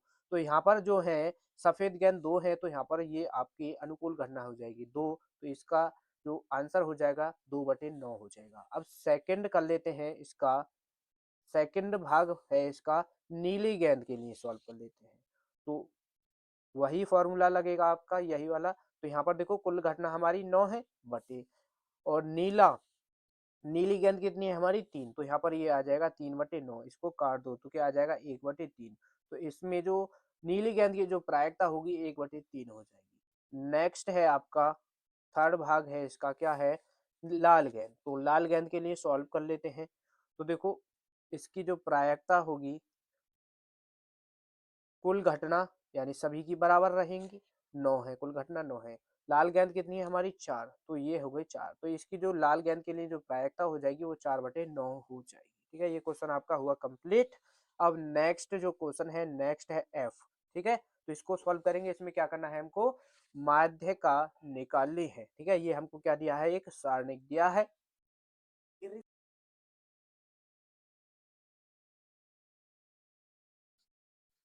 तो अब नेक्स्ट खंड करने वाले हैं हम F। तो दूसरे का F खंड सॉल्व करेंगे। तो क्या है हमारा निम्नलिखित सारणिक निम्नलिखित सारणी से माध्यिका ज्ञात कीजिए। ये जो सारणी दी गई है इससे हमको माध्यिका निकालनी है। तो पहले ये सारणी एज इट इज आपको लिखनी पड़ेगी। तो इसको लिख लो, वर्ग अंतराल, वर्ग अंतराल क्या दिया है हमको, ठीक है, ये लिख लेना है।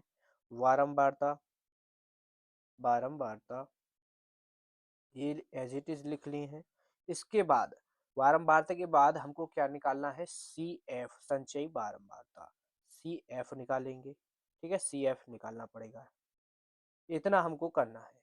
ठीक, तो यहाँ पर देखो ये जो वर्ग अंतराल है 0 से 10 है, 10 से 20 और 20 से 30 दिया है, 30 से 40, 40 से 50 और 50 से 60 हमको वर्ग अंतराल दिया है। बारंबारता लिख लो अब इनकी, 4 है, ये 7 है, 4 है, 2 2 3 और 2, ये हमको बारंबारता दी गई। अब हमको निकालना है सी एफ। तो देखो हमको इन दोनों को तो जोड़ना है, 7 4 11, 11 हो जाएगा। ठीक है ना, यहाँ पर क्या करना है, ये जो 7 है एज इट इज लिख देना है। फिर इस 7 में इस 4 को जोड़ना है तो 11 हो जाएगा। इस 11 में 2 को जोड़ोगे तो आपका 13 आ जाएगा। 13 में 2 को जोड़ोगे तो 15, और 15 में 3 को जोड़ना है तो 18 हो जाएगा, और 18 में 2 को जोड़ोगे तो 20 आ जाएगा। अब इसके बाद क्या करना होता है, इसमें ध्यान देना, ये जो है, ये जो बारंबारता है इनके बारंबारता को सभी को जोड़ दो। तो यहाँ से जब इनको जोड़ोगे तो ये आ जाएगा 20। ठीक है, क्या आ गया हमारा 20, और इसको लिखेंगे n बराबर 20 आ गया। अब यहाँ पर देखो एक बात का क्या ध्यान रखना है, जो संचयी बारंबारता का अंतिम पद है वो और बारंबारता का योग दोनों बराबर आ जाते हैं तो वो आपका बिल्कुल सही होगा। अगर इसमें अंतर आता है तो उसमें क्वेश्चन में, यानी इसमें यहाँ पर आप तो सी एफ निकालने में होगी या गड़बड़, या फिर आपको बारंबारता यानी इसके पद जोड़ने में आपको गड़बड़ होगी, यानी ये दोनों आपके बराबर आने चाहिए। ठीक है, इस बात का ध्यान रखना। अब निकाल लेते हैं हम एन वाई टू। तो एन वाई टू, एन कितना है हमारा 20/2, तो यानी आपका यहाँ पर क्या आ जाएगा, ये 10।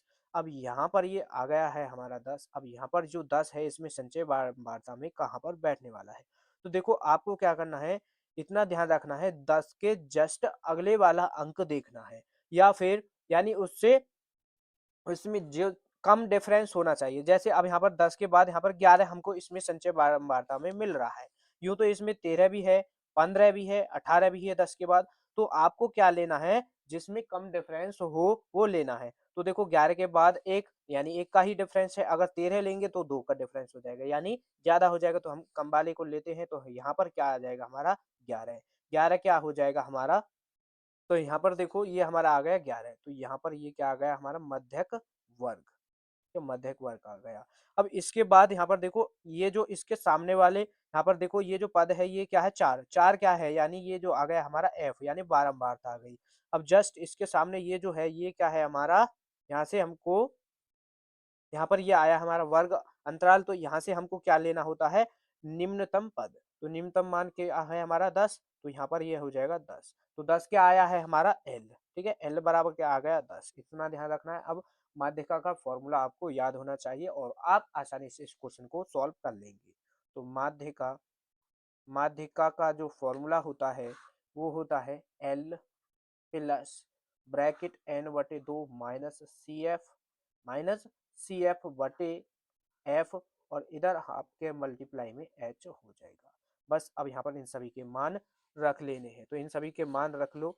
तो यहाँ पर देखो L क्या आया है हमारा 10 प्लस n/2, तो n/2 क्या है हमारा 10 माइनस सी एफ क्या आया है, सी एफ है हमारा, तो यहाँ पर देखो सी एफ। अब यहाँ पर देखो हमने सी एफ अभी नहीं निकाला है, सी एफ कैसे निकालोगे, जो हमारा मध्यक वर्ग की जो बारंबारता है, जो संचय बारंबारता है, यानी संचय बारंबारता है जो आई है उसके पहले, ठीक पहले वाला पद, यानी यहाँ पर ठीक पहले वाला पद क्या है हमारा 7। 7 क्या आ गया हमारा सी एफ। तो सी एफ कितना लेना है 7 बटे में एफ कितने आई है, यानी बारंबारता आई है हमारी 4 और मल्टीप्लाई एच। तो एच क्या आया है हमारा, तो देखो यहाँ पर h, अब देखो h का मान क्या रखना है। तो यहाँ पर जो हमने l निकाला है, यहाँ पर देखो 10 और 20 में आपको डिफरेंस देखना है, कितने का डिफरेंस है, यानी अंतर। तो यहाँ पर 10 का अंतर है, तो h क्या हो जाएगा हमारा 10 आ जाएगा। ठीक, इतना हो गया। अब इसको कर लो सॉल्व। तो 10 प्लस, अब इस अंदर सॉल्व कर लेंगे तो इसको अंदर सॉल्व करो तो ये n/2, यहाँ से ये बचेगा 3 और बट्टे 4 और यहाँ पर मल्टीप्लाई में आपका 10 है। 10 की इसके अंदर यहाँ पर मल्टीप्लाई कर दो तो ये 10 प्लस और ये हो जाएगा 30/4, 30/4। इसको काट दो या फिर इसका एलसीएम भी ले सकते हो, इसको काट लो, इसको एलसीएम ले लो डायरेक्ट, अभी मत काटो। तो इसको यहाँ पर 4 एलसीएम हो जाएगा तो ये हो जाएगा 40 प्लस 30 और ये हो जाएगा आपका 70/4। तो 70/4 हो गया। इसको अब काट दो, 2 से काटोगे तो ये 35 बार कटेगा और बटे में आ जाएगा 2। 2 से इसको और काट दो तो ये 2 एकम 2 हो जाएगा, 2 एकम 2 और यहाँ से एक बचा, एक तरफ जाएगा, 2 सत्ते 14.5 आपका यहाँ ये 17.5 इसका आंसर हो जाएगा। यानी माध्यिका जो आई है हमारी 17.5 आपके आंसर हो जाएगा। ठीक है, तो ये आपको अच्छी तरीके से समझ आ गया होगा। अब यहाँ पर देखो क्वेश्चन नंबर 2 के सभी खंड कंप्लीट हो चुके हैं। अब क्वेश्चन नंबर 3 को आगे सॉल्व करने वाले हैं। तो देखो अब क्वेश्चन नंबर 3 को सॉल्व करेंगे। क्वेश्चन नंबर 3 क्या है, एक बेलनाकार गिलास का आंतरिक व्यास 5 सेंटीमीटर है, परंतु गिलास के निचले आधार में एक बराबर त्रिज्या की उभरा हुआ अर्धगोला है जिसमें गिलास की धारिता कम हो जाती है। यदि गिलास की ऊंचाई 10 सेंटीमीटर है तो गिलास की आभासी धारिता तथा वास्तविक धारिता ज्ञात कीजिए और पाई बराबर हमको ये दिया, यानी पाई का जो मान रखना है वो 3.14 रखना है। और देखो ये क्वेश्चन नंबर 3 से अब 6 नंबर के क्वेश्चन स्टार्ट हो जाते हैं। तो देखो क्वेश्चन नंबर 3 और क्वेश्चन नंबर 4, क्वेश्चन नंबर 4 और क्वेश्चन नंबर 5, इन तीनों क्वेश्चन में आपके देखो अथवा में क्वेश्चन पूछे जाते हैं, यानी एक क्वेश्चन आपको अथवा में मिलेगा। जैसे यहाँ पर क्वेश्चन नंबर 3 में एक क्वेश्चन यहाँ पर ये दिया है और एक यहाँ पर ये दिया है, इन दोनों में से कोई एक करना है। ऐसे ही आपको देखो क्वेश्चन नंबर 4 ये रहा, क्वेश्चन नंबर 4 में भी अथवा में क्वेश्चन है, कोई एक करना है और यहाँ पर भी क्वेश्चन नंबर 5 में भी इसी तरीके से करना है। देखो क्वेश्चन नंबर 5 में भी अथवा में दिया है, यानी यहाँ पर जो है क्वेश्चन नंबर 3 से आगे लॉन्ग क्वेश्चन है, ये जो है आपके 6 नंबर में पूछे जाते हैं और बहुत ही इंपॉर्टेंट है, बार बार रिपीट होते हैं। तो यहाँ पर देखो आपको क्या करना है, ये साइड में आपको इन क्वेश्चन का सॉल्यूशन दिखाई दे रहा होगा, वहां से इन क्वेश्चन को आपको सॉल्व कर लेना है। ठीक है, स्क्रीनशॉट कर लेना। यहाँ पर देखो हमने इसमें वीडियो में क्यों इनको सॉल्व नहीं करवाया है, कुछ बच्चे ये भी सोच रहे होंगे कि इनको क्यों नहीं सॉल्व करवाया है। तो देखो हमारे यहाँ पर इसमें ये हमने सॉल्व करके ही आपको यहाँ पर साइड में इमेज लगाए हैं, इनको स्क्रीनशॉट कर लें। और यहाँ पर देखो इनको सॉल्व क्यों नहीं करवाया, ये जो वीडियो है इसकी लेंथ बहुत ज्यादा हो जाएगी और फिर बच्चे वीडियो को पूरी लेंथ वीडियो को देखते नहीं है, तो इसलिए हमने क्या है जो लॉन्ग क्वेश्चन है उनको सॉल्व करवाकर आपको यहाँ पर साइड में इमेज लगा दी है, इनका स्क्रीनशॉट कर लेना और ये आपको अच्छी तरीके से समझ भी आ जाएंगे। बिल्कुल एकदम आसान भाषा में हमने आपको ये यहाँ पर सॉल्व कराए हैं, तो इनका भी स्क्रीनशॉट कर लें। तो आई होप कि इस पेपर में जितने भी हमने आपको क्वेश्चन सॉल्व करवाए हैं ये सभी क्वेश्चन आपको अच्छी तरीके से समझ आ गए होंगे, एक भी क्वेश्चन में कोई भी डाउट नहीं रहा होगा। ठीक है, और ये पेपर आपके स्कूल में भी आने वाला है और इस वीडियो को अपने दोस्तों के पास सभी के पास शेयर कर दो ताकि इस पेपर का लाभ आपके दोस्त भी उठा सके। तो मिलते हैं नेक्स्ट वीडियो में। अगर वीडियो अच्छा लगा है तो चैनल को जरूर सब्सक्राइब कर लेना और वीडियो को भी लाइक कर देना।